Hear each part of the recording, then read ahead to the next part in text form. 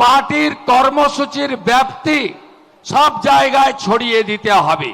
দীঘা থেকে দার্জিলিং, কোচবিহার থেকে কাকদ্বীপ শুধু কলকাতা কেন্দ্রিক করলে হবে না। পার্টি কর্মসূচিতে এলাকায় সংখ্যা ব্যাপকভাবে আনতে হবে। পার্টি মেম্বারদের বাইরে জনগণকে যুক্ত করতে হবে। রাষ্ট্রীয় এবং স্টেটের যে ইস্যু আছে তার সাথে সাথে লোকাল ইস্যুতেও ব্যাপক দুর্বার গণ আন্দোলন গড়ে তুলতে হবে।